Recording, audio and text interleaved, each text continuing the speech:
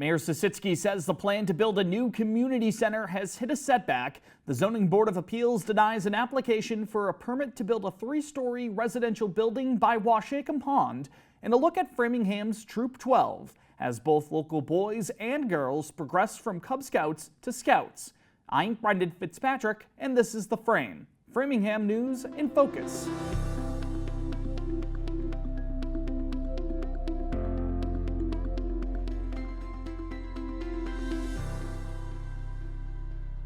Hello and welcome to The Frame, an initiative of Access Framingham.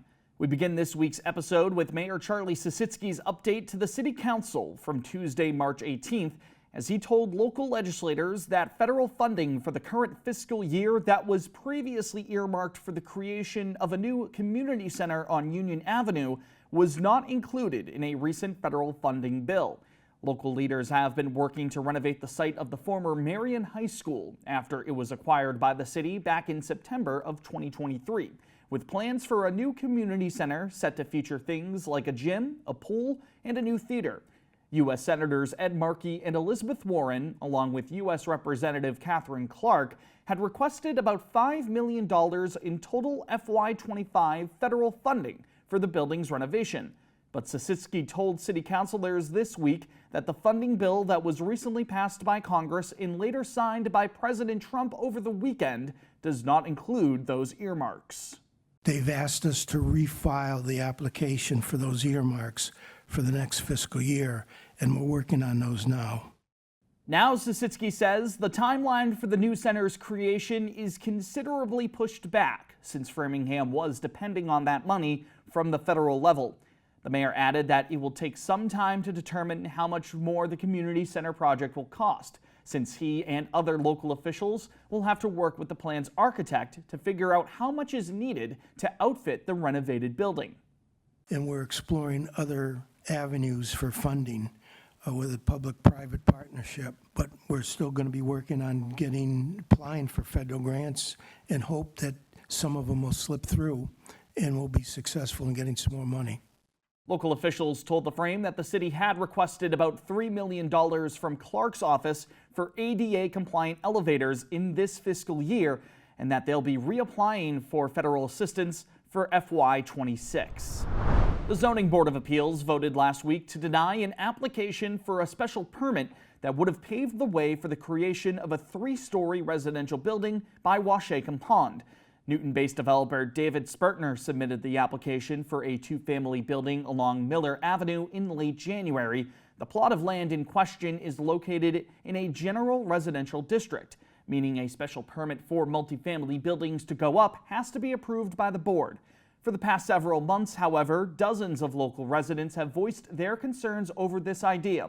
A few dozen people took part in the Zoning Board of Appeals' meeting last Wednesday, March 12th, to oppose the special permit and to lament what they called a lack of communication from developers. Other developers have come into the neighborhood with a common sense of working with the neighbors and associations to get support and make sure their projects are in harmony with the neighborhood. Major complaints levied by opponents to the application included the project's fit within the community's character, or lack thereof, along with worries regarding traffic and parking, as well as the environmental impact to Waushakum due to increased stormwater runoff. The Zoning Board of Appeals denied the special permit by a 3-0 vote, as the body agreed that the multifamily building would not be in line with the character of the neighborhood. And it is incredibly unique in the greater Boston area, quite frankly. And it is, to me, it is a gem that needs to be preserved. Additional details on the top stories you'll see every week on our program, as well as full feature pieces we've recorded across Framingham, a calendar filled with upcoming community events, and more, can be found on our website, www.theframe.news. Be sure to log on there and to subscribe to our email newsletter so that you can stay in the loop with Framingham News in Focus. Tell your neighbors about the latest source for local information, and find us on social media too. Our home on Instagram is @FrameNews_, and you can search for The Frame on Facebook as well. Subscribe to Access Framingham's channel on YouTube and hit the bell icon to be notified whenever we upload a new episode of our news program. follow us on Spotify, where we also upload our episodes for you to either listen to or watch. Some municipal notes for you now. First, the Framingham Police Department announced that one person has died following an accident along Winthrop Street this past Saturday, the 15th. Officers responded to the area to find a Framingham man in his 60s who was later pronounced dead at Framingham Union Hospital. The operator of the vehicle involved in the incident remained at the scene, according to local authorities. Framingham and state officials are continuing to investigate that accident. Additionally, over the weekend, local police responded to the area by Hollis Street after receiving reports of a man who was stabbed Sunday evening. Later that night, they also got reports from Waverly Street of a man who was shot. Neither victim died as a result of those incidents, according to police, as of the time of this recording, while authorities have not announced any arrests in connection with those last two incidents. Now, Deputy Police Chief Sean Riley told the City Council on Tuesday that the latter two incidents were not random. The people involved knew each other, and those involved have not continued to cooperate with the investigation by local authorities. Looking ahead, Mayor Sisitsky's series of community meetings will continue this upcoming Monday, March 24th, for those in District 4. Residents of the area are invited to the Juniper Hill School from 6:30 to 7:30 that night to ask questions, provide their thoughts, and hear updates on community developments. District 4's City Councilor Michael Cannon and School Committee member Adam Freudberg have been invited to attend that meeting. A memorial for the late Ginger Esty will be held this weekend at the Plymouth Church along Edgell Road. Esty passed away at the age of 90 this past November. Ginger was widely known for her contributions within the local government, as she served as a town meeting member, a select woman, and the Commissioner of Public Works in Framingham. She also acted as Middlesex County's Director of Tourism and Development.